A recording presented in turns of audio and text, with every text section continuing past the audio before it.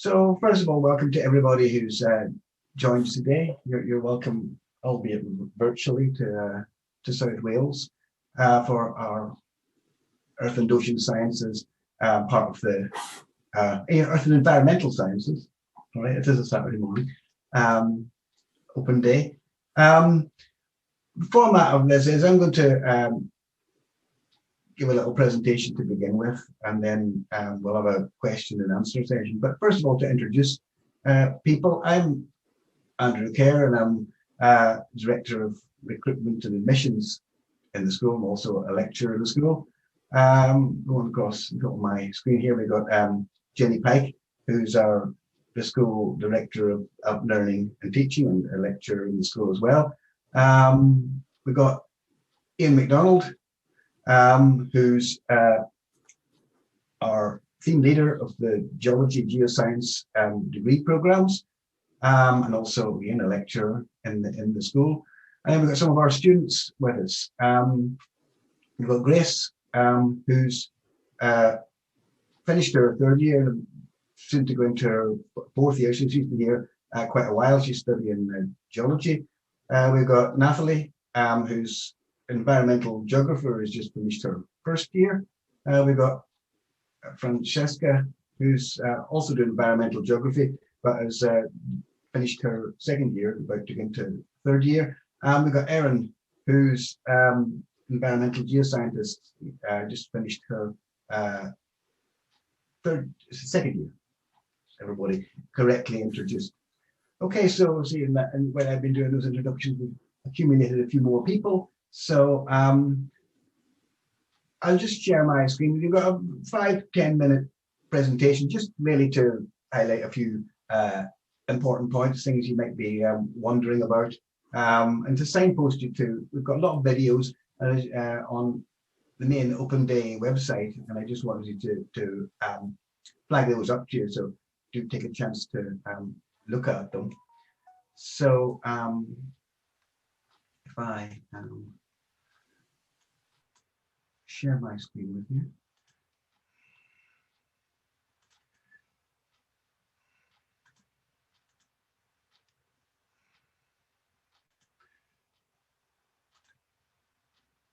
Okay. So this is welcome to the school. As I said, this is the picture of the main building, and we're actually based in this building, along with some administrative people, the vice chancellors in this building, as well as chemistry, along with us as well. So it's a nice building to be housed in. So just I want to go through first a brief overview of the broad subject areas that we as a school cover. So the first one that we'll talk a little bit about is geology. And basically that's about volcanoes and earthquakes. And basically, if you're interested in volcanoes and earthquakes, you're doing geography at the minute, and that's, I think, volcanoes excite you. Geology is a degree program for you, but also, looks at how rocks more broadly are formed, minerals are formed, fossils and past environments, and increasingly important, how geology impacts on our lives today. And then we've got exploration geology, which, as the name suggests, is more focused towards resources, minerals, water, oil, etc. And increasingly important, how to explore for them to sustainably to meet future demand for all sorts of things, particularly batteries for electric cars and all sorts of green technology, which is going to be needed in the future. And also important aspect of this is engineering geology as well. And then moving on, we've got environmental geoscience. And this is really various things that are covered are about hazards, earthquakes, floods, volcanoes, cleaning up dangerous waste. There's an aspect of engineering geology, helping engineers to plan and build roads, tunnels, things like that as well. We've got marine geography, moving on to the geographical side of the department.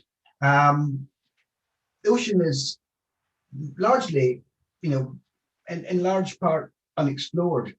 We know, it's been said that we know more about the the surface of the moon than we do about much of the deep ocean.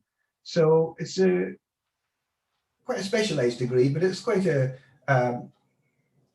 significant degree in that would help to solve various ocean problems, hydrographical, physical, etc. And there's also a managerial aspect to related to the ocean and its coastlines.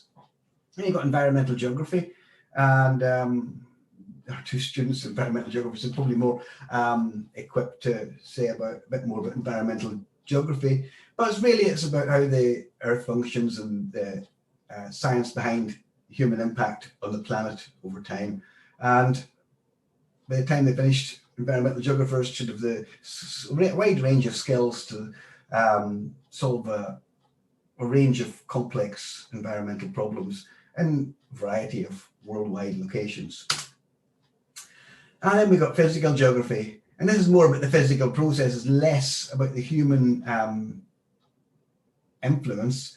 So it's about how the Earth works, glaciers, rivers, landslides, etc. But also global hazards, and how landscapes evolve over time. And I've got a new course that we started. Our first intake will be this coming September, but it's called Environmental Sustainability Science, and it's based around the 2030 Agenda for Sustainable Development. And it's quite a unique degree because it explores three key grand challenges to do with water, land degradation, and climate. And it's largely, 50%, a problem-based learning degree. And we can talk more about that when we have the questions and answers. Just want to flag up some of our degrees. We've got BSc degrees with a year of study abroad, and you can directly apply for those. And so it's 2 years in Cardiff, and then a year abroad, and a final year in Cardiff. And these are the locations. I'm going to sit and read them out. You can read them out, read them for yourselves. But there's a range of places in Australia, North America, and in Europe as well. And these are some of our students who've been on these placements year abroad in the past. So broadly, the types of degree we offer, the BSc, which is 3 years in Cardiff. You've got the BSc with the year abroad that we've spoken about, but there's also a placement year where you can spend a placement year with a company. Now you can't apply for those, but if you can be able to find a company, able to find a placement, then you can move on to that degree once you arrive in Cardiff or during your time in Cardiff. You can't apply for it through UCAS, but it is there as an option if you come to Cardiff. And then we've got the MSci, 4 years, undergraduate master's degree, and you spend 4 years in Cardiff. A little bit about fieldwork. People tend to ask about fieldwork. This is where currently our residential trips are. Some of these will probably change. In fact, they will change. But this is currently where we went before the pandemic. So you can see here there's for year one, a range of residential trips in either Pembrokeshire or Snowdonia, and various options for the geographers in year two and the geoscience geology students in year two. And then year three trips, optional year three trips to either Switzerland and Samos, or for geoscience to Cyprus. A few final slides. First of all, about entry requirements. Some of you will be wondering about what our entry requirements are. So for all our degrees, except the environmental sustainability science, we've got our entry requirements for both BSc and MSci is ABB if you've got one science, or we lower it if you've got two sciences, so it's BBB. And we need at least a grade C or grade 4 in maths and English at GCSE. And the sciences, the subjects that we count as sciences are listed down below there. So it's fairly standard list. And then for environmental sustainability science, the requirement for two sciences isn't there, but we do need you to have geography or environmental science at A level. So there's a whole lot of videos on our school virtual open day page. There's a student-led virtual tour of the school, and Grace features in that. Give a tour of the school with a couple of other students. There's some videos by Jenny on the school and the courses and their structure. There's a talk by myself on entry requirements, another one by myself on career pathways and some information of what past students have gone on to do. And then there's a couple of videos, one from Ian on fieldwork and one from Ian's equivalent on the geographical side, Rhoda Ballinger, talking about fieldwork. So if you think of any questions after the webinar today, you can feel free to send me an email. I'll put it into the chat facility as well. Do feel free to, we'll return to those later if we need to. So I'll stop sharing my screen. And if anybody's got any questions, I should have said earlier, please put them into the chat facility. If you see the chat facility down the bottom, just click on it and type your question in, and we'll answer them as they come up. So you want to add anything, Jenny, while we're waiting on the questions to?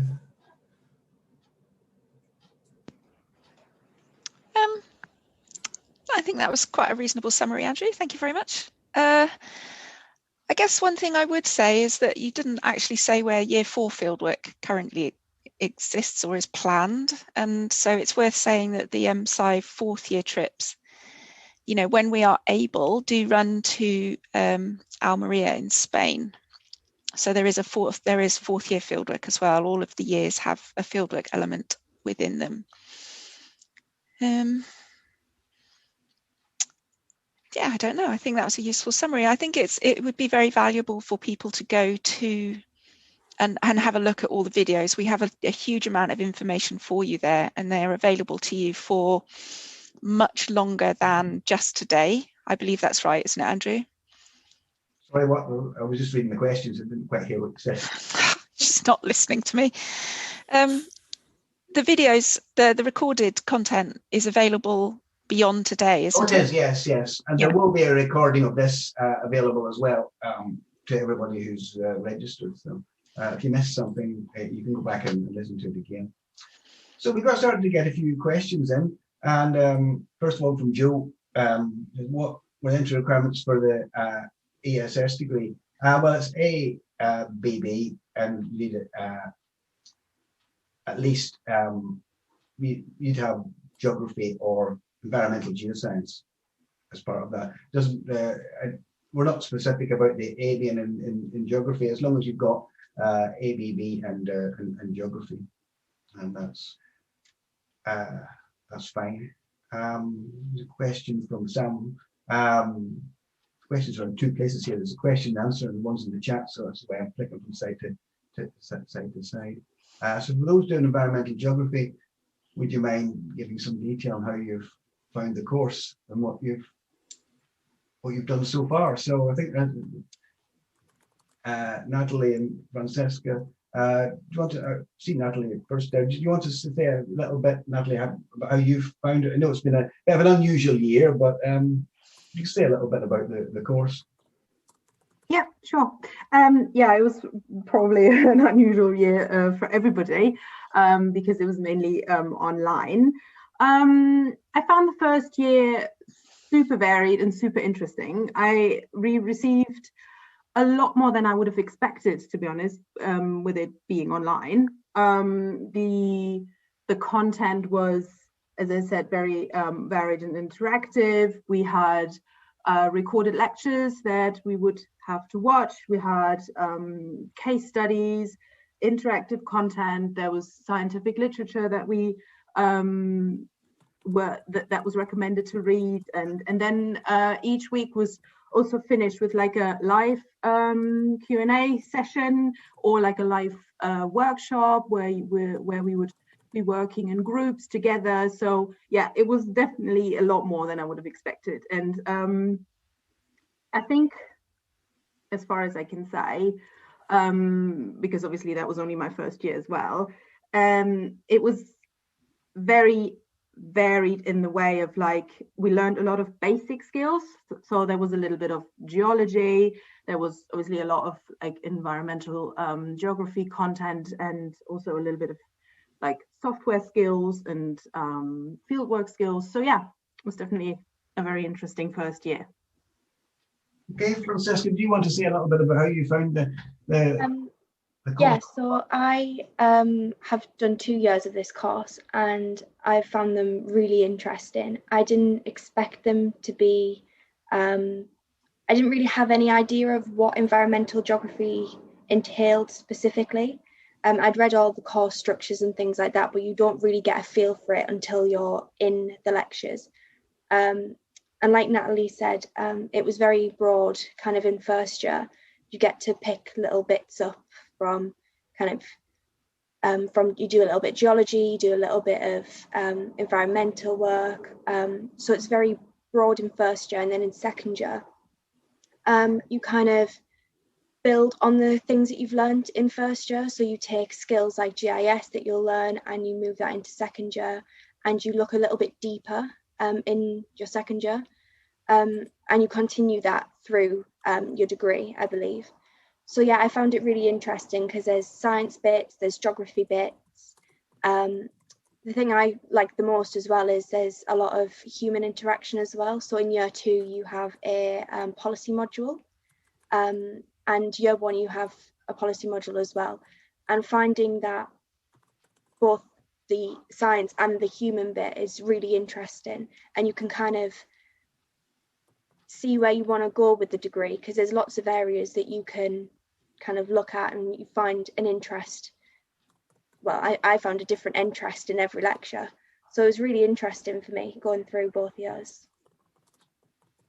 Okay, thank you. So between the I'll move to the question in the chat from Lottie, and she asks, how does physical geography compare to environmental geography? Jenny, do you want to pick that up?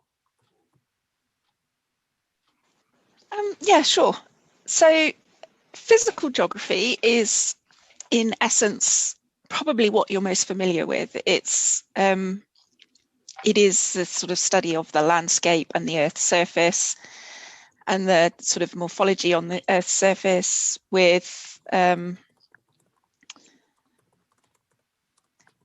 so the processes that shape the surface of the Earth. Environmental geography brings in a human dimension in that, in how we interact with those processes. So in terms of the physical geography forms a large component of both, but environmental geography brings in a little bit of human geography in terms of how we interact with the landscape, how we use it, those kinds of things. In terms of our three geography programs, the amount of human interaction with the landscape and the oceans and that sort of thing increases in each of those programs. So physical geography really is physical geography. Environmental geography starts paying attention to us, and marine geography has quite a bit more of that in terms of managing the oceans. So there's more of a sort of policy aspect to that. So there's a structure through. And then environmental sustainability science has a lot more of that, because it is about looking at the UN Sustainable Development Goals, which is all about our sustainable use of the planet. So really they all sit on a continuum, and physical geography is at the most, purely physical geography, and then all the rest bring in a slightly human element. Hopefully that helps. Okay. So Claire asked a question about the field trips for marine geography, and they were mentioned on the slides that I showed, and also they're in the strongly advise you to take a look at the presentation by Rhoda on our website. But basically, the first year trip is to the marine geographers still go to Pembrokeshire, I think. I don't remember off the top of my head where the marine geographers go in the second year, but it's but there's a trip to Samos for the marine geographers, which is Greece, Greek island, in the third year. And of course, we have got, in terms of facilities for marine coursework, we've got the school boat research vessel, which sits down in Cardiff Bay. So the marine geography students go out on that to conduct surveys of various kinds. In terms of the career progression and employability for marine geography, it's quite a good, you know, it's quite a specialised degree, but the employability on the degree is quite high. You know, if you want to see what the employability is on all our degrees, by the way, you can find it on a website called Unistats. It's got all the courses, got all the universities in the country. So if you want to type in Unistats into Google, you'll find the website, and it's got satisfaction scores, it's got employment information and things like that. Across most of our degree programs, employability after 15 months, because that's the data that the Higher Education Statistics Agency gathers, is about 80%. And how many students on the course? Typically, about between 25 and 30, we take over 30, we take in each year. So that's the practical coursework assessments for marine geography question by Claire as well. I'm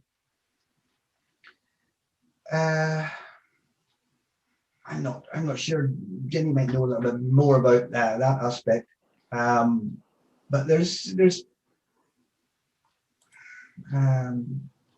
I think I'll let Jenny answer that question. She may have more a broader overview than I do as a geologist about the coursework for marine geography. I would say, broadly speaking, across the 3 years, it's probably there's quite a lot of practical work, some of which is assessed, some of which is not, because it's there to support your learning. So in terms of, you know, learning to read and deal with nautical charts, going out into the coastal zone and doing sort of ecological surveying and those sorts of things. So it is a very practical course. Not all of it's assessed. We also have our own inshore vessel that can take 12 people at a time. And so on marine geography, you would get to go out into the environment of the Severn Estuary and on the vessel and look at seafloor surveying and a sort of ocean chemistry, and also looking at turbidity within the oceans, etc. So you probably get to go out, because there's obviously 12 people, we can only take small groups at once, so you probably get to go out perhaps once per year, depending on the options that you take. And there are, of course, specialist software that are industry software standards that you would learn to use in the computer lab to process the data that you collect when you're offshore, and also when you're doing land-based coastal zone fieldwork. In terms of the coursework versus exam, the balance of that changes as you go through the years. So there is more sort of exam-based coursework in the earlier years, whereas as you go through, there is more non-exam based coursework. So for instance, by the time you get to year 3, 40 credits, a third of your year is your dissertation, which is all coursework, and the field trip, if you do the optional fieldwork module, is all coursework. So the balance changes through the years. I would say, I don't know, I think I'm going to ask in year 1, Natalie. So you would be doing pretty much the same modules as the marine geography students in year 1. What would you say your balance was between coursework and exam?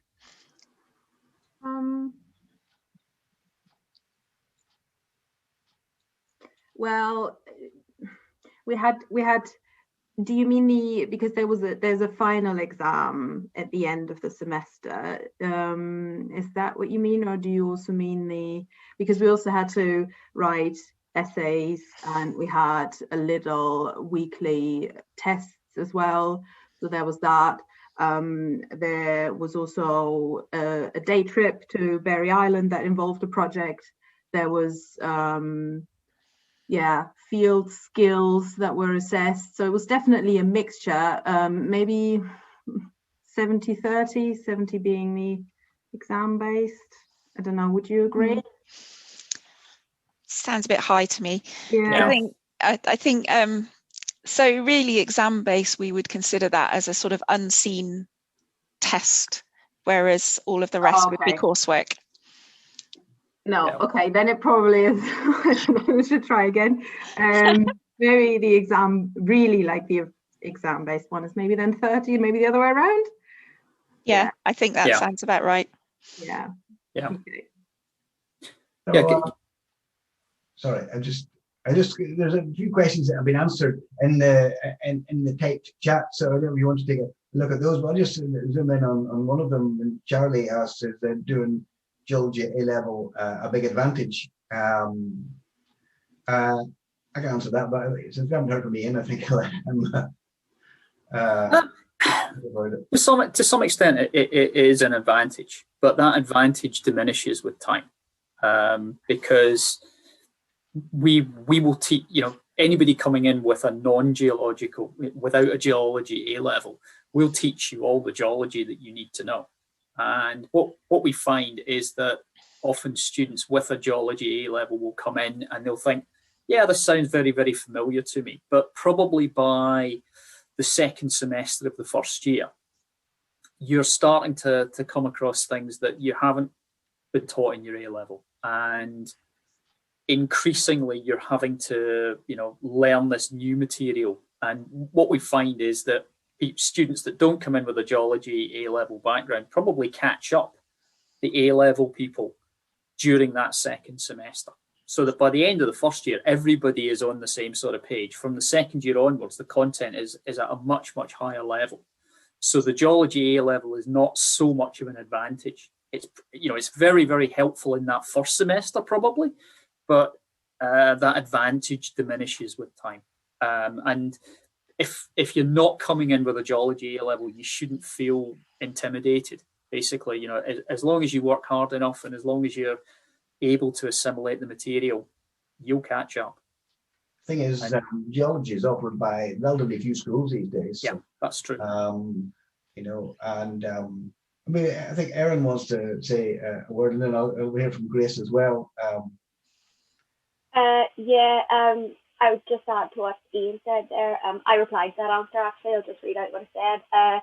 I only did geography at A-level, and I didn't feel disadvantaged at all in the first year of environmental geoscience. And I do know a few of my course mates as well. They might have done the two sciences that was required, but a few didn't even do geography. And it's a fairly equal playing field in the first term, in the first year, because it's almost as if any knowledge that you're lacking, you're given in the first term, because everyone is different subjects and everyone's coming in from people lack different forms of knowledge that other people might have, and I didn't struggle or feel like I was disadvantaged in any way. So geology is always an advantage if you have it at A-level, but I don't even think it was offered for a lot of schools. I think it's very rare, as Andrew said.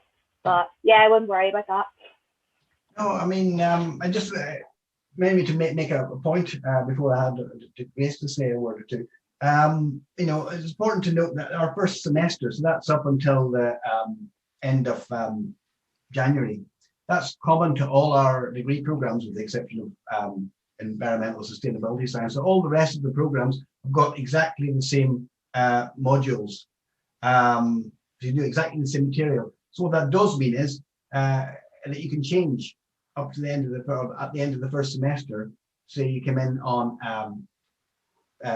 physical geography, and you realize that actually, you know, what I'm more interested in is you know, the geological parts of that. You can change to geology, or you can change from geology to exploration geology. We've quite a few people through the years have done that. They come in and they haven't done geology at school, but you know, they've come in and they've discovered more about what it's about in the various parts of it, and they've changed. And the same goes for aspects of geography. We offer very applied types of geography, maybe wouldn't be covered in as great a detail at school.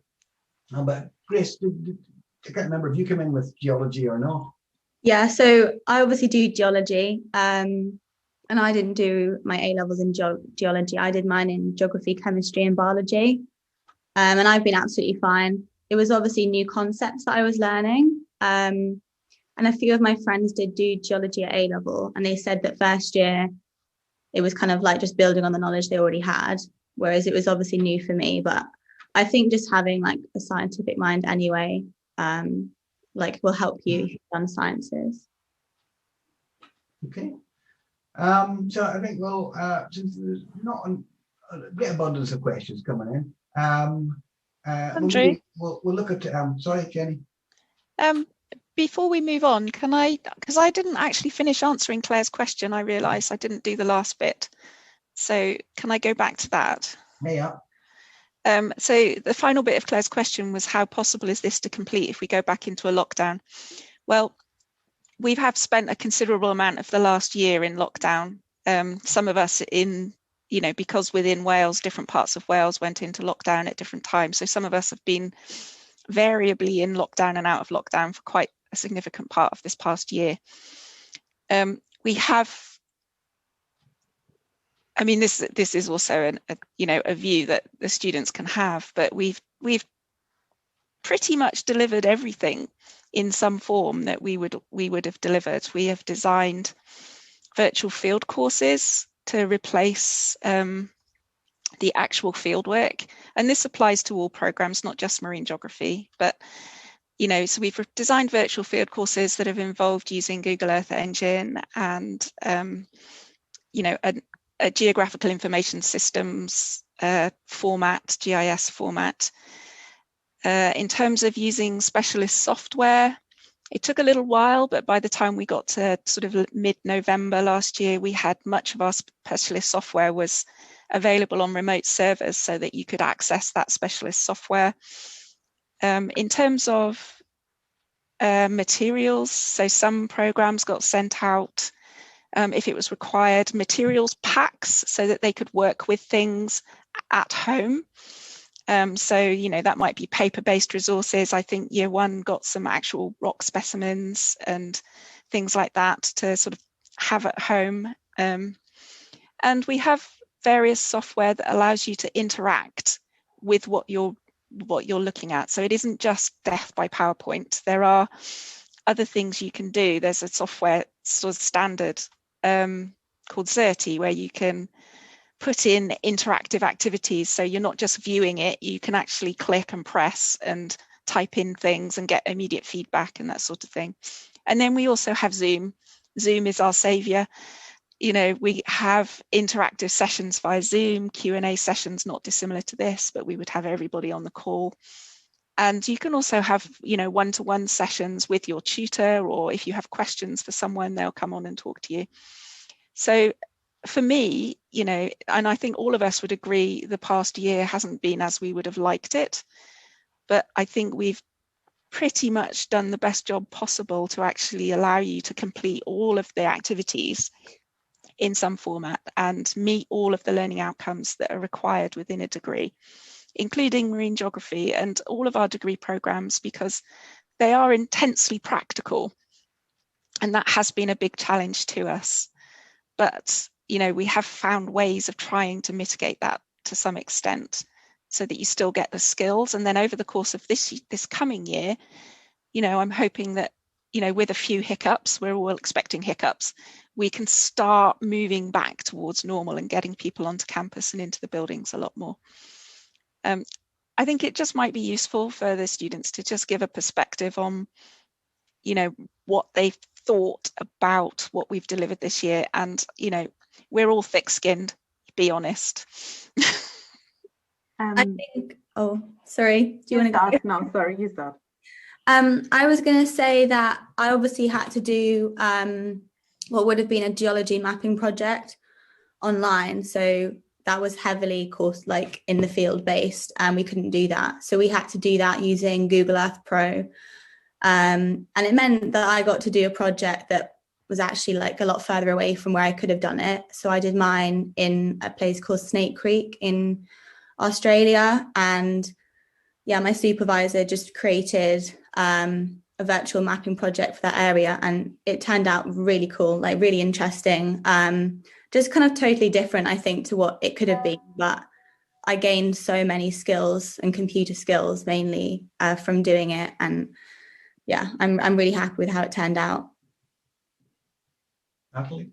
Yeah, if I can just add to Jenny, I, from a first year's perspective, I can only say that I felt like that the school made every effort to offer us experiences in the field. And if I actually look back, that we've been out at least 4 times on like day trips. We've been out in the field and we've practiced using the compass, and yeah, there was always an alternative. It wasn't possible. For example, we couldn't go into the labs, and then we had a virtual workshop on scientific drawing, and so I really didn't feel like that I missed out, even though I can't really compare it to what it would be like normally. But yeah, I just wanted to add that. Francesca? Yeah, so all the skills that we would have learned from going into university have been conveyed just as well online. All the lecturers have put their best efforts in trying to get the skills to us through the online resources that we have. And this year, I've been really thankful for the school for actually being able to send us out on some fieldwork days, because after being locked up inside for I don't know how long, we actually got to go out and see the people that we're on our course with, especially for first years who haven't really been able to get to know people on their course. The fieldworks that were provided have actually made it a really pleasant experience to actually just get out in the field, be with people on your course, speak to your lecturers face to face. So yeah, the fieldwork might not have been the same amount, but it was definitely worth going out and doing what we did do. Yeah, I think it is important to point out that we were one of the few earth science geography schools in the country that was able to get and do some fieldwork. There was a relatively small number. Most were still doing virtual fieldwork in the last few months, but we put in a big effort, and I think some over 100 coaches we hired to conduct a significant number of days in the field across all our degree programs. So it was a monumental effort, but I think we've heard that it seems to have been appreciated by our students. Erin, do you want to say a few words? Yeah, obviously you can't beat being out in the field actually doing it physically, but I think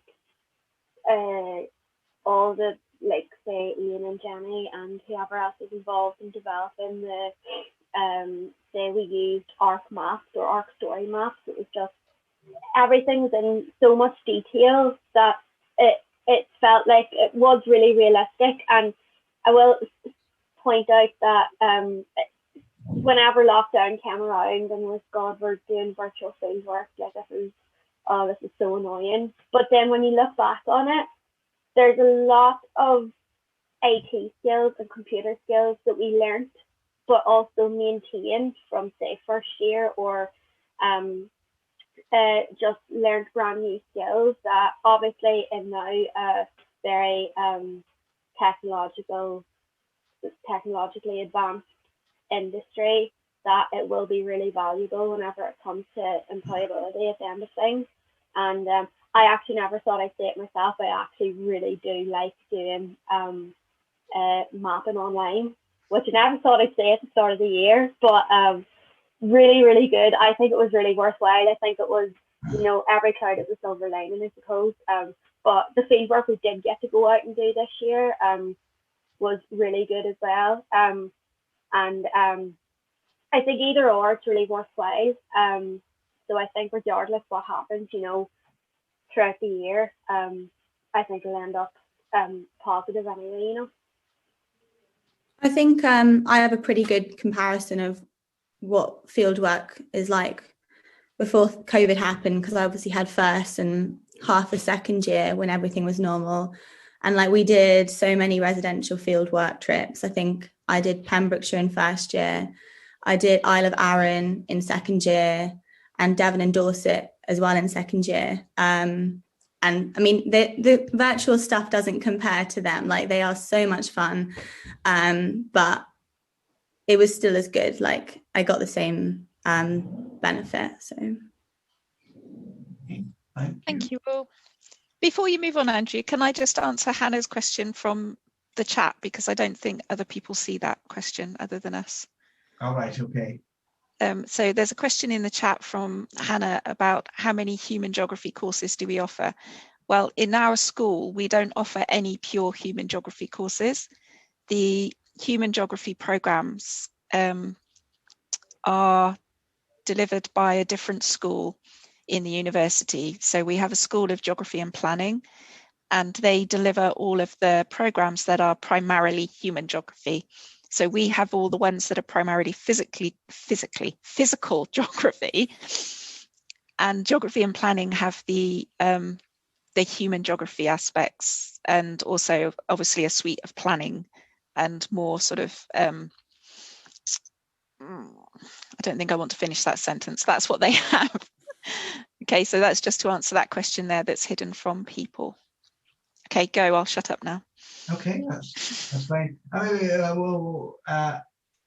Ian answered the question in the chat, but Matthew asked how much practical work is there in the geology course. I don't know, we want to give that answer again to everybody. Yeah, I can do that, Andrew. Yeah, no problem. I mean, I think geology, and all of the various geology degrees are, some of the most practical subjects that we have on offer here. Pretty much every module that you do has a practical element associated with it. There are very, very few things that you would do and it's entirely lecture based with a big exam at the end or something like that.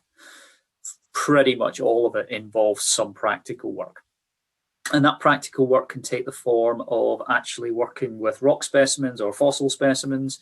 It can take the form of being out in the field. It can take the form of, having some sort of digital resource to think about and work with.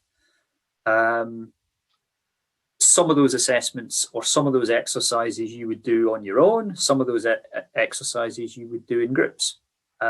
Because we recognize that the ability to work in teams and to be able to collaborate with people is, it's a key soft skill.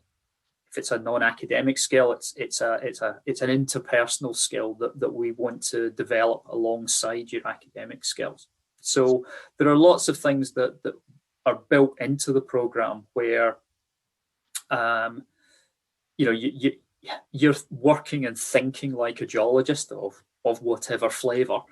But you're also often working alongside your peers who might be on different degree schemes to you, so that you're getting you're able to share that perspective as well. And there are a number of those projects, particularly in the second year. It's more common in the second year and the third year than it is in the first year. So perhaps Erin and Grace might want to say something about that, from their experience. So the geology course, a lot of my modules through first, second and third year have been split like 50-50 or 70-30, with 30% being the practical element. And the practical element has been field work, microscope work, just handling rock specimens, presentations, group work. I've had one module, engineering geology this year, which was like fully kind of practical based, I guess, and group work based. So there is a lot, but I feel like that makes it like how good that it is. And it's just really fun. Yeah, in environmental geoscience, in some modules we're split between with geology and then environmental geography, and it's nice to meet people from two different courses that you mightn't come across elsewhere because numbers and stuff like that. But yeah, we were the same as Grace. We did specimens and microscope work, and sometimes we had a module that was hydrology based, and we went out to the River Taff and took measurements with equipment that you use in every day if you're working in hydrology, which is quite good. And that was through lockdown as well, I think, but obviously social distance and everything like that. But yeah, the practicals are really good because also you're split into smaller groups. So if there's something you are struggling with, you can. It's really beneficial for you because you can ask the questions without feeling the pressure that everyone's looking at you and stuff like that. Like you'd have a lecture theatre almost. Yeah, I really like the practicals and the fact they're in small groups as well. Yeah, the practical work as well, it makes the lecture content just make sense. It's very important that we have so much. Thank you. So there's a question from Ben. How many students do we take on the physical geography course on average? Last year it was 40 to 50, 45 to 50, I think. And this year it's looking as if it'll be about the same. It's quite a popular course along with environmental geography. Do you something you want to say on that, Jenny, or? No, I think you've answered the question. Okay. There's a little thing flashed up that said Jenny Pike would like to answer this question. No, that's just because I'm moving them out of the list so that we know who's done them. That's fine. So in the physical geography courses, this is a question from Elliot. Is there some flexibility to follow a particular interest through choice of modules? Yes, there is. And what I'll do is I'll share my screen with you all again because we've got remove that. Okay, so this is we'll go back. This is what it looks like in year one.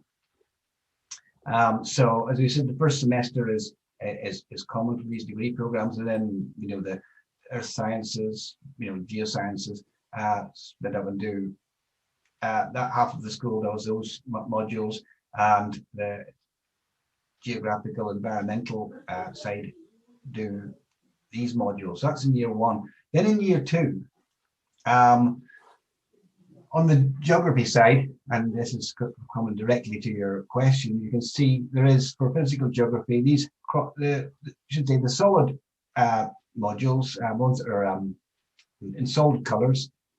These are the core modules. So this is a 40 credit module. This is field work and professional skills, data analysis, things like that. So this is a very important aspect of all the degrees. And then you've got geomorphology compulsory or core module. And then you've got a series of modules here which are optional, and you have to do 120 credits a year. So basically, out of these four, you can choose 3 to make up the remaining 60 credits. And you can see the choice. You've got a slightly different choice for environmental geography, and for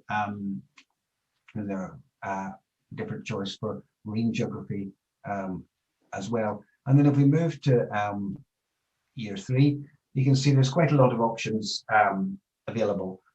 You got everybody's got the dissertation they have to do, and we had a little bit of talk about Grace's mapping project, and Francesca and Erin will be starting those projects relatively soon and working on them through the first part of their third year. So you can see there are the big 40 credit modules and they're for all degree programs, but then there's a considerable degree of optionality for all our degree programs in the third year.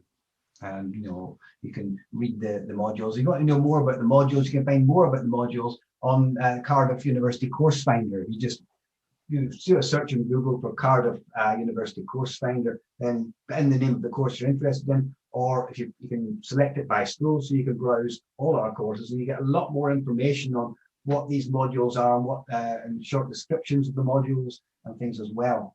So you can see a lot more online. Stop sharing my screen. Some other questions have come in. Okay, so I think that answers Elliot's question. How much reading? I'll let Jenny answer that, since we haven't heard from Jenny in a while. And then you can answer the maths question after that. As Grace will attest to, because Grace has done many of these with us now, when Andrew gets a question he doesn't know how to answer, he bats it at me. No. How much reading do you have to do? So the answer to this sits in the structure of a module. Okay, because a module, which for us, the smallest module size we have is 20 credits, that equates to 200 hours of student learning. And so that 200 hours includes your, what would have been attendance at lectures, so viewing any video materials and things associated with the sort of theoretical part of it. It includes attending practicals, taking part in practical sessions, any fieldwork. It includes the time taken to do your coursework and preparation for and the exam if that module has an exam. So, a typical 20 credit module that may be run over 2 semesters, some are run over 1 semester, but if it's run over 2 semesters, that's 18 weeks. Each week would have, perhaps depending on the type of module, a lecture and a practical. So you might have up to 4 contact hours of activity in that module per week. After that, you would be expected to go back through that material, look at your notes, and go and read around the subject. And in year 1, that might be going to look at textbooks to build up your basic knowledge. And by the time you reach year 3 and 4, that will be going into this sort of primary scientific literature and looking for case studies and deepening your understanding of a subject. So in terms of reading, there is a substantial amount of reading around that you need to do, because your contact hours in a 20 credit module might be something like 50. So the other 150 would be, work that is driven by you, which is embellishing your notes, deepening your learning, doing the coursework, preparing for the exams. Do any of you want to have a comment on that, experiencing the other side of what I'm saying? Yeah, I would say the reading ramps up a lot as you go through university. Like in first year, I didn't do that much extra reading. Yeah, but by third year, I literally am reading hundreds of papers. I'm doing, you have to just read a lot of scientific papers by third year. So yeah, it just increases as you go through uni, but you get used to it then. And by the time you're in third year, reading scientific papers is just another thing, just easy. It just gets easier, so it's fine. Yeah, also, say a 20 credit module, 200 hours sounds like a lot, but whenever you break it down, it's really not. So I think it sounds worse than it is, especially if say reading's included in those hours. and extra research and stuff like that. It sounds a bit daunting initially, but it breaks down and it is realistic, if that makes sense. Okay, thanks. So, and this question about how much maths is in the course, I don't think the level of maths is a good knowledge of a good GCSE knowledge of maths is important. I think maybe it might be most advantageous to hear from our students about the level of maths. If you want to say a quick word about it, and then we'll pass on to the students. Yeah, I think the thing I would say, Andrew, is that maths, the maths you need is really embedded in the modules that you're taking. So in a sense, what we're aiming to do is teach you, we are not teaching a maths degree. We are teaching, earth science and geography degrees. So at various points, you will need to involve mathematics in what it is that you're doing. So what we try and do is we basically teach you the maths that you need to know at various points through your degree. So, if you need in the second year geoscience courses, you need some maths to understand, an equation to model gravity or model magnetic signatures in rocks. We will teach you that. If you need the mathematics to model the statistics of populations for some sort of geographical analysis, we'll teach you how to do that. So you'll encounter mathematics at different points in your degree, but they'll be embedded within the modules, and hopefully you'll then see the relevance of that block of mathematics to what it is that you're doing. Okay. Natalie, how did you find the level of maths this year? Yeah, it was definitely doable. I haven't done maths for quite a few years, so I was a little bit worried about that. But yeah, no, you're not on your own there, definitely, and it's also making it easier if it's related to a particular problem. That made it a lot easier for me, other than just it being theoretical. So no, I would definitely say it's doable, and I don't think that's my strength. So I've managed it, so that's okay. Chemistry would probably something that, basic knowledge of chemistry is probably really suitable there. But Francesca, how have you found it? Well, I'm quite slow with maths myself, even though I did it at A level. So it's not my strongest point either. And I found the maths on the course was doable.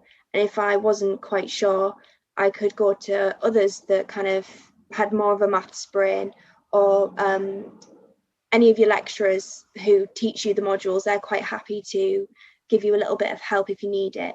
But there are people on my course who I'm friends with that haven't done maths since GCSE and have still managed to do it quite well. So there is quite a bit of maths, but it's not anything that you'll struggle with in particular.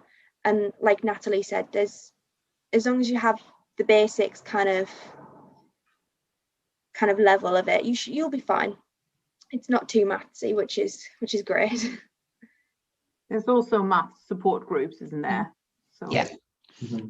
There is. The university have a maths support centre. So if you really, for two things really, if you're really struggling, you can go and see that. The maths support centre is run by the School of Mathematics. So they really are the experts. So they're really useful if you're struggling, but also on particularly the more geographic programs. If there's actually some part of mathematics or statistics that you would like to learn to use within your project, you can also go to them to talk about that. So they will help in a number of ways.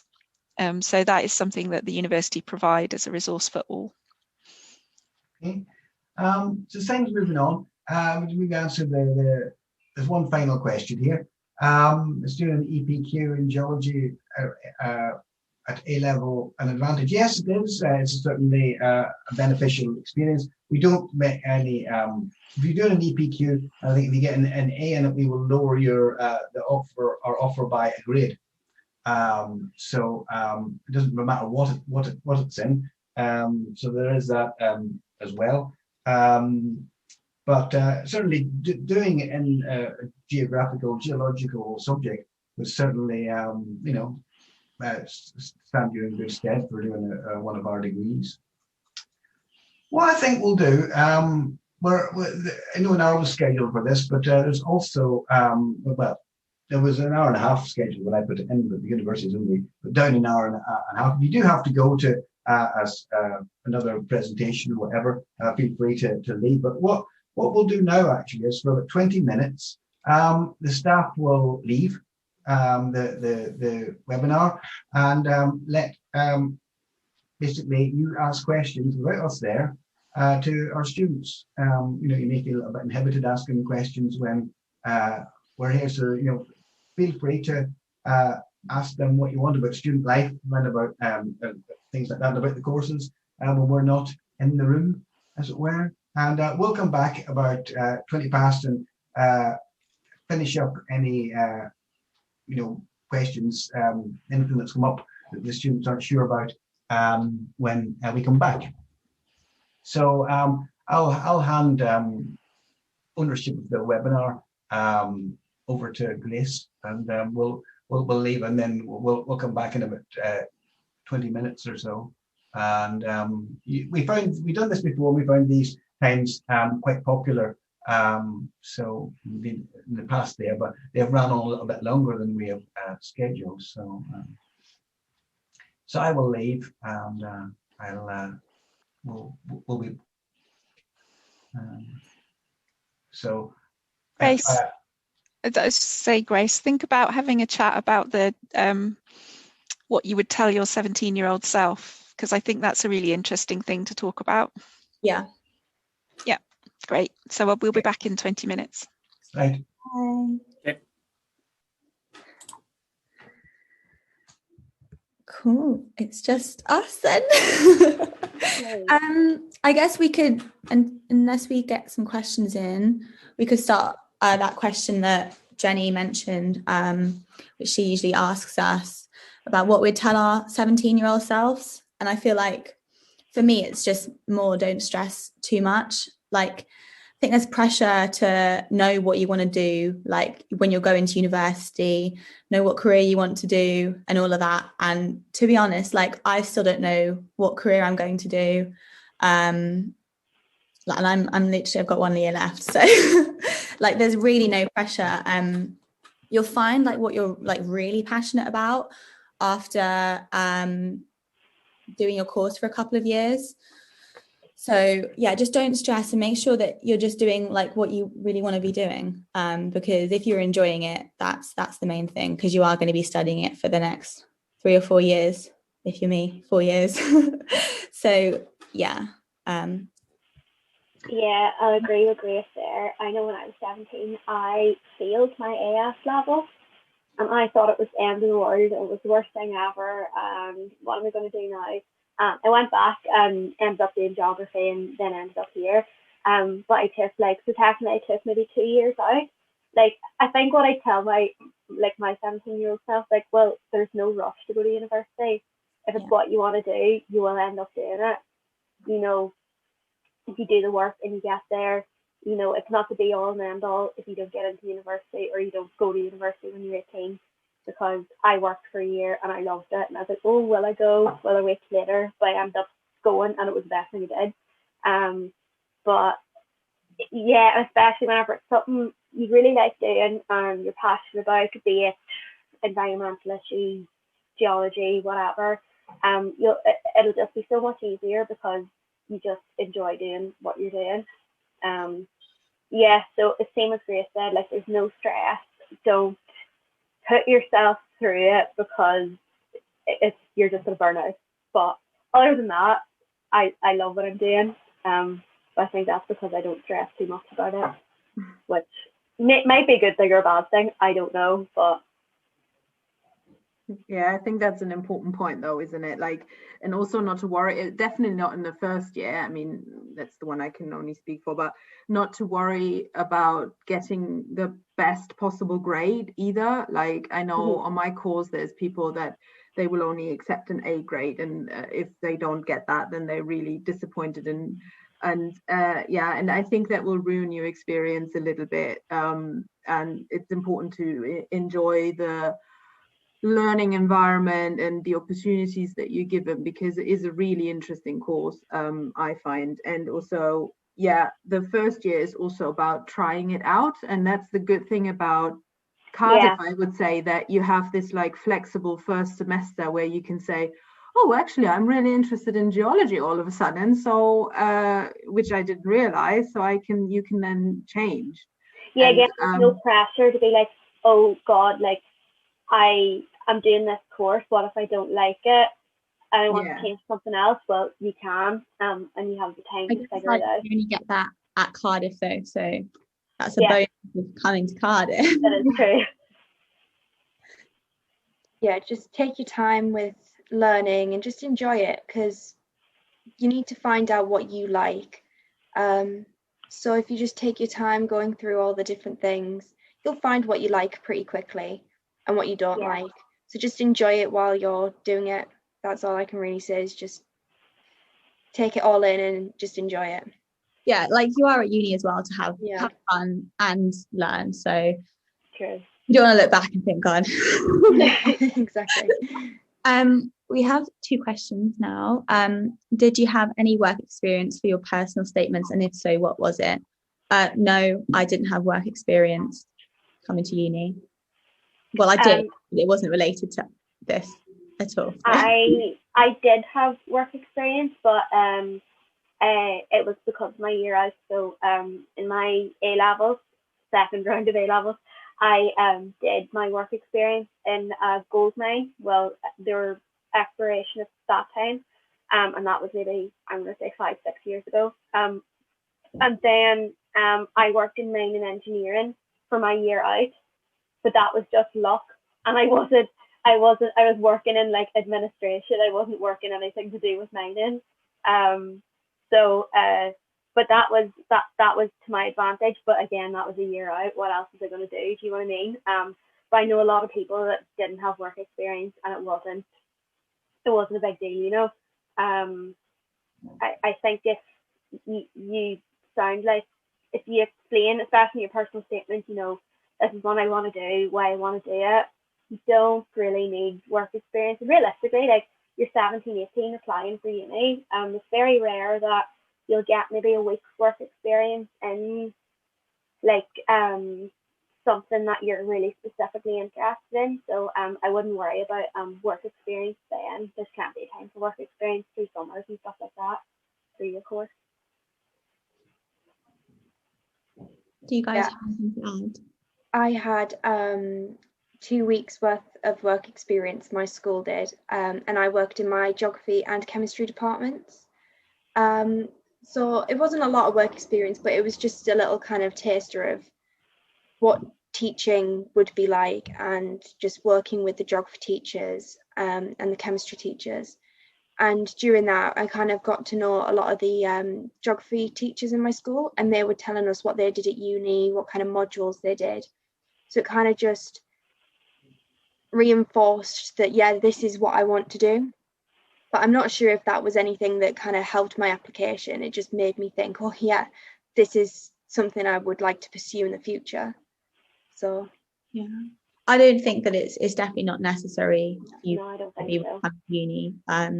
Like your personal statement, I think as well, they put such pressure on it through A-levels, and it's like they really don't look at it that much at all, I've heard. So just write about what you're passionate about, really. For me, it was a little different, just to add something, because I'm a mature student, and I have a business administration background, which I did before. So that wasn't relevant at all, really, not to get accepted anyway. It might be relevant later on, but they weren't really interested in that at all. So it really was about, like, what you want to achieve with that degree and that career change, in my case, and obviously what you've done at school.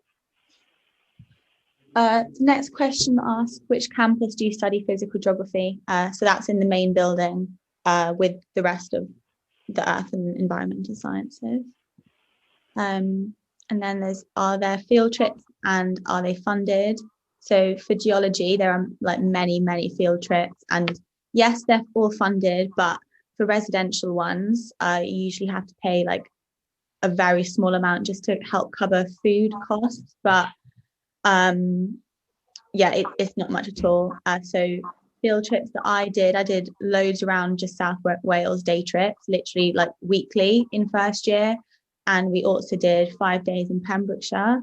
And then second year before COVID, I did the Isle of Arran for 10 days, Devon and Dorset for a week. And that was so fun because we stayed in these little caravans with people.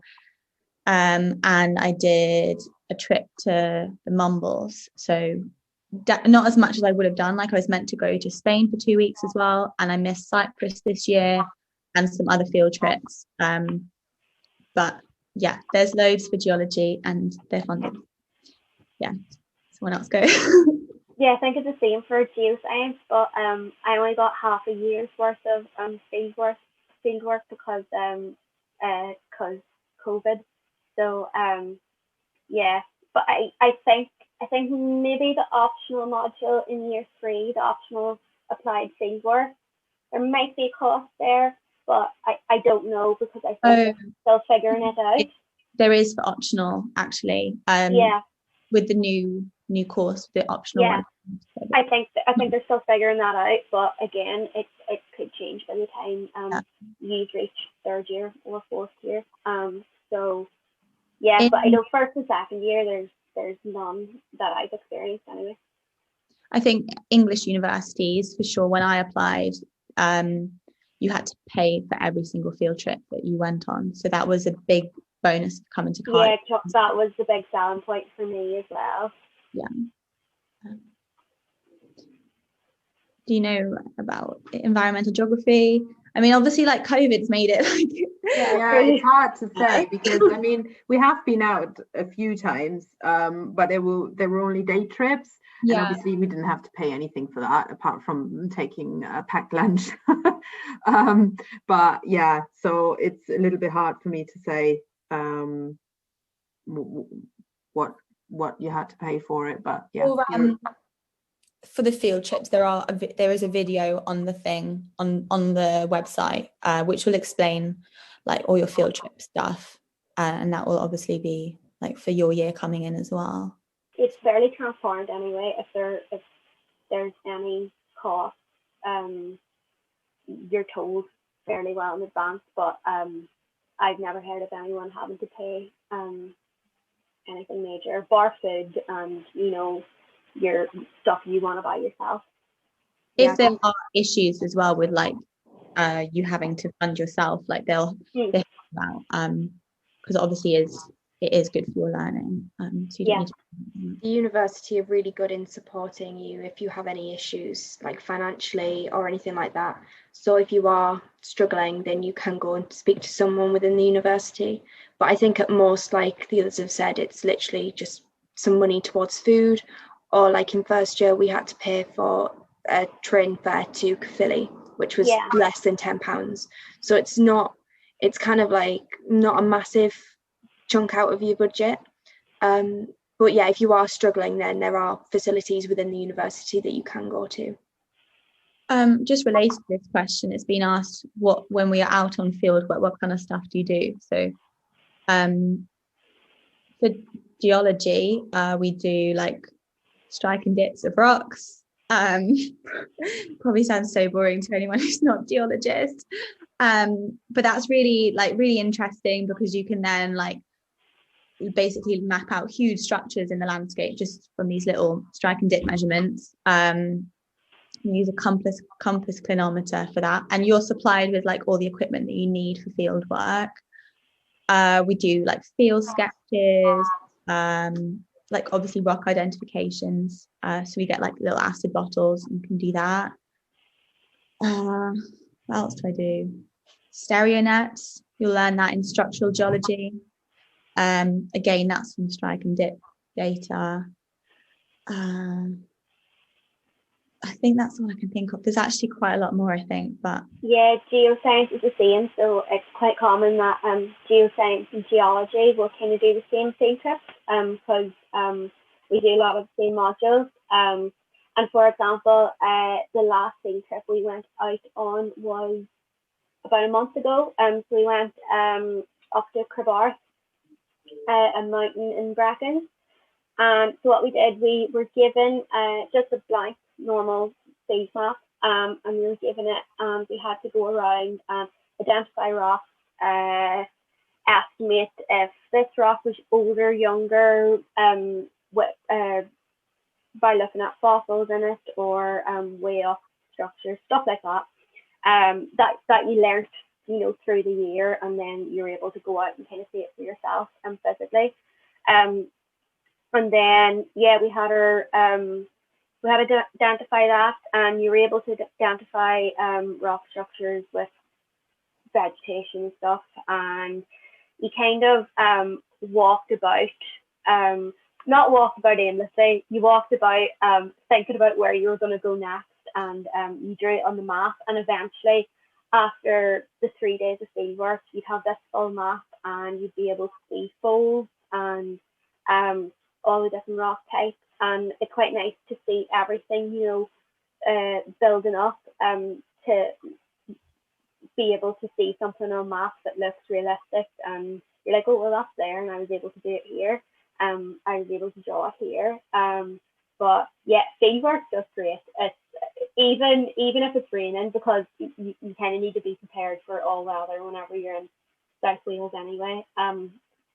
we're not doing work either. Like I know you guys haven't done residential stuff, but it's not all just work. Like if you're on a field work that's residential. Oh yeah, like it's you're going to the pub in the evenings. You're just literally like with your friends all day. It's just fun. It doesn't really feel like work. It's just I think it's quite a nice thing, you know. Well, everyone else in other courses are sitting in the lecture theatre, whilst we're out here walking about a mountain, taking strikes and dips, which I think's great. But you know, that's my opinion. I'm gonna go on and tell everyone about geography, because I feel like the geology. Yeah, true. Well, even the day trips were like that though. So it was a lot of fun to go out, and we were looking at different environments. We were looking at a salt marsh. We were looking at dune profiles and a succession of plants, and we were measuring beach profiles. You learn how to read OS maps and how to use your compass, and we even did in the first semester, we did a little bit of like geology. So what Grace said, we were looking at like geological layers and the strike and dip of rocks, and so that element is in there as well. Yeah, I've probably forgotten half of it as well. Yeah, so in second year we do quite a lot of so we had a virtual field work looking at some different biological elements. So like we had a virtual one from Barry Island comparing to Dunraven Bay. So we had a look at the organisms and the ecosystems and stuff like that. But you kind of just take your skills throughout the years. So like any kind of coastal mapping, things like that. There's a lot of mapping throughout the kind of all the courses. I can also speak for marine geography as well, because I have a few friends that do marine, and they do quite a lot of boat work for their field work. It looks really fun. Yeah, it does. Yeah. So they go out to Cardiff Bay, and they do quite a lot of being on the boats, going around the coast, kind of seeing how the coastline's developing, stuff like that. But whatever field work you do, it's really interesting, and it's really fun just being out kind of with everybody. So our next question is, do we require A-level chemistry or GCSE, or would GCSE chemistry be enough? For geology, GCSE chemistry is probably enough. I didn't do chemistry A-level. I haven't used my A-level chemistry really. I guess like the skills that you pick up, you do, but like I haven't done that kind of chemistry really. Yeah, again, it's anything you need to know is applied to the subject you're learning or applied to the topic that's relevant. So I wouldn't worry. But I only did GCSE chemistry, and it's one of the relevant sciences that you can do and count as a science, but I wouldn't say it's necessary or essential. Yeah, any kind of science or maths that you need. Like we have a module called Chemistry of the Environment in environmental geography, and any chemistry you need, they teach you. They go through it from start to finish, and if you need any extra help, again, they do help. But you don't necessarily need an A-level in chemistry. Quite a lot of the things that you go through are relevant to GCSE chemistry as well. Yeah, I did chemistry of the environment as well, Yeah. and not the biggest fan of chemistry, and I did all right in it, so I wouldn't worry. Whatever you need to know, you're taught or given. I mean, we take in a wide variety of students with a wide variety of A-levels, and not everybody Exactly. can do 10 A-levels and all the little bits of all the subjects that we need. So we're very aware of that, and just how mixed the expertise of the subject knowledge of people that are doing our degrees actually is. So we have one more question. It says, can you do a mix of human and physical geography with modules in your course? I think if you're asking if you can kind of be between schools and be in the human geography school and earth and environmental science school, you can't. I think there's always kind of an aspect of human geography anyway in physical geography. I found when I did my A-level geography, but I don't know. Yeah, Do I you think have you can to add? Oh no, work away. Sorry, I was just saying that. Andrew, can you see the question? Oh, I can't see the questions that were asked whenever. Okay. Okay. Yeah, I think they're asking if you can be between schools. No. Yeah. Can't. Can you do a mix of human and physical geography with modules in your course? I think you can involve, like Jenny's probably the one to answer that, but you can like social implications of, physical geography and stuff like that, or in any of the geography modules that I've been involved in the past 2 years, like social aspects are considered, but straight human geography, I wouldn't say that's what it was, but I think Jenny might be able to answer that better. I mean, I'm not a marine geographer, obviously, but I think in marine geography, there is quite an aspect of it related to human geography, related to coastal planning and sustainability of coastal margins and ports and things like that. Aspects that probably most geographers would regard as quite human, but at the same time, there's also quite a physical aspect. And marine geography also, strays into marine biology as well. One of our staff would, marine geography staff would probably call himself a marine biologist. So it's there are aspects of human geography. I suppose as well, in our environmental and resource geology modules, they do factor in social aspects of mining and industry, and say hazard management and risk and stuff like that. That can always, I think human and physical is interlinked, but although we focus on physical geography, you can always revert back to human. Can I talk now? Yes. Yeah, work away. I think it's exactly right. I think it goes back to what I said at the very beginning, which people may not have been here for, but in terms of the geography programs, there is a spectrum from physical geography, which has very little human geography considerations in it, because it's it's physical geography, through to environmental geography, which has an element of that in it. So in second year, for instance, there is the geographical perspectives on environment and society element, which comes in, which is, you know, therefore environmental geography. In fact, that one is core for environmental geography. And then as you move into year 3, there are many more sort of things that come into it. So for instance, hazards, risk and resilience, you could think of that as a pure physical geography module, if you like. Well, that would be wrong, because resilience and risk is about people. You know, risk, you know, there is no risk to a hazard if there aren't people to feel it. So, you know, it's those kind of aspects that come in. So really what I said at the beginning is that, you know, in our school, we teach physical geography as a basis to all of our programs, apart from environmental sustainability science, which does have a very large proportion focused on those sustainable development goals. So we're very much physical geography, with human elements being brought in, as Erin said. You know, we do consider the social license of mining and those sorts of things.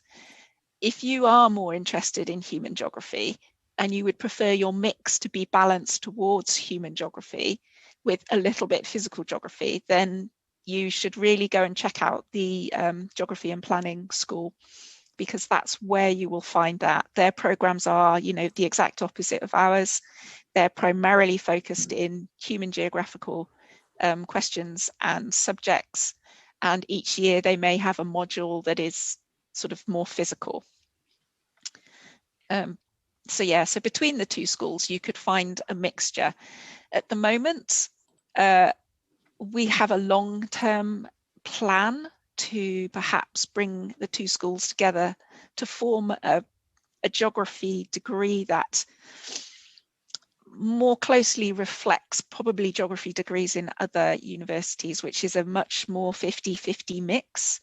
But that's really is a long-term plan, in that it, you know, a couple of weeks ago, I sat in a Zoom room with my equivalent in the Geography and Planning department, and we started a conversation about this. It was something that was on the table pre-pandemic, but has been parked for the last year and a half. So, you know, in the future we will, but I imagine that for you, it won't be an option when you're applying, basically. So it's in the future.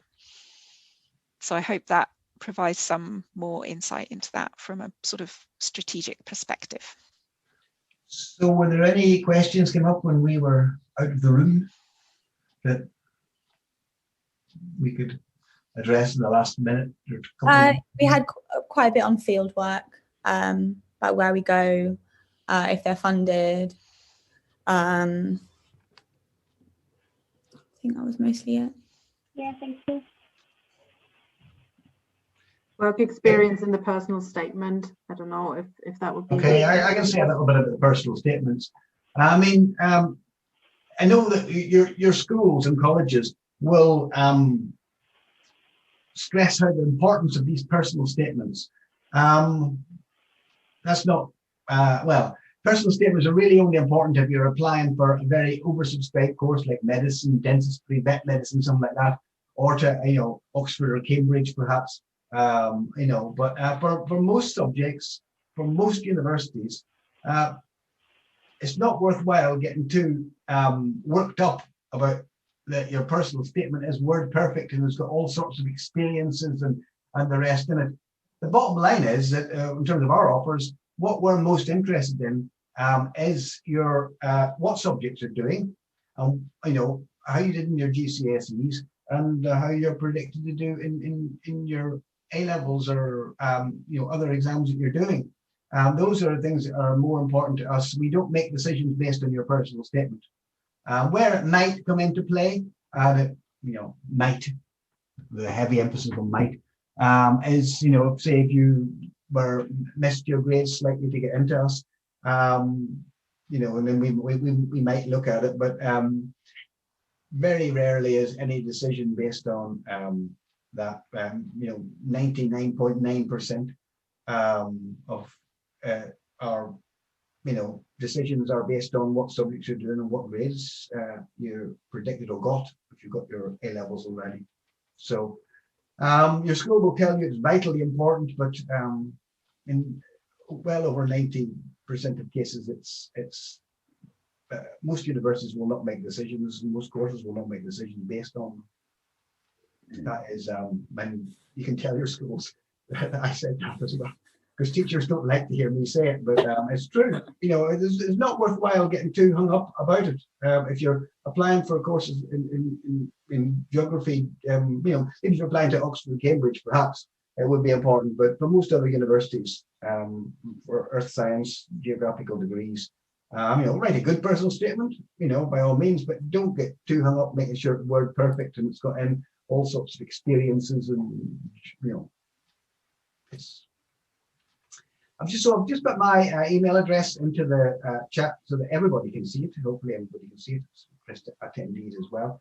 I think don't think there'll be any more questions coming up. So I think we'll call it a day. It's 1:30. There is you'll see on our thing, there is a chat facility available from 1 o'clock. And I'll keep an eye on that. If anybody has any other questions, you can type them into that, or just send me an email. You've got my email address there. It's probably the simplest thing to do. I think that's everything. So thank you for attending. And if you do apply to Cardiff, hopefully all the restrictions will have calmed down and we'll be able to get you to visit Cardiff for one of our post-over visit days, which usually are held in the new year.